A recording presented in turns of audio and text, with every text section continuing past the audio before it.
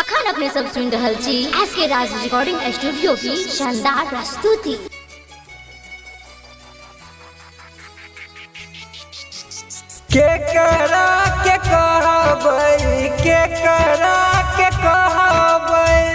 के करा के कहबै रे मिता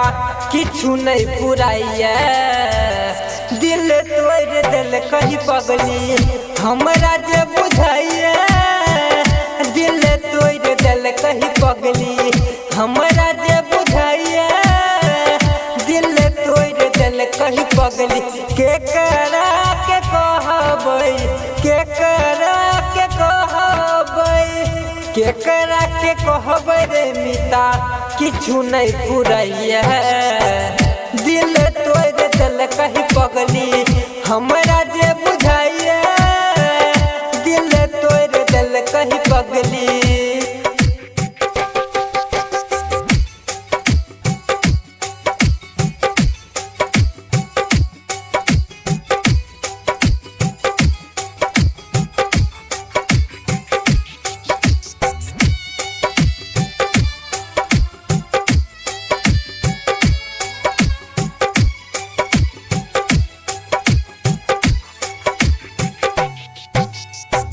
चान सनक चेहरा ओकर देखै में कमाल रे चान सनक चेहरा ओकर देखै में कमाल रे चान सनक चेहरा ओकर देखै में कमाल रे सपना में अब के रोजे करे छै हरान रे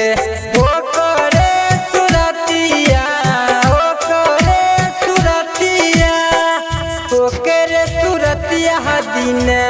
रात तर पाबैया दिल तोड़ दिल कहीं पगली हमरा जे बुझाइया दिल तोड़ दिल कहीं पगली हमरा जे बुझाइया दिल तोड़ दिल कहीं पगली।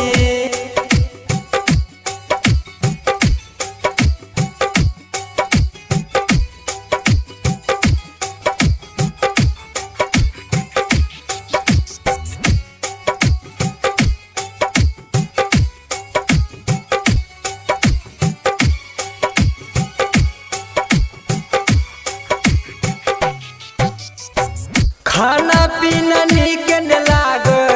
ओकरे याद में खाना पीना नीक न लागे ओकरे याद में खाना पीना नीक न लागे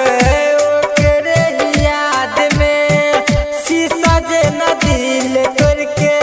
बना देलक कान रे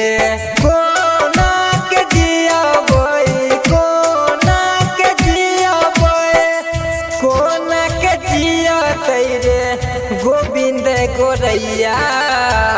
दिल तोड़ दिल कहीं पगली हमरा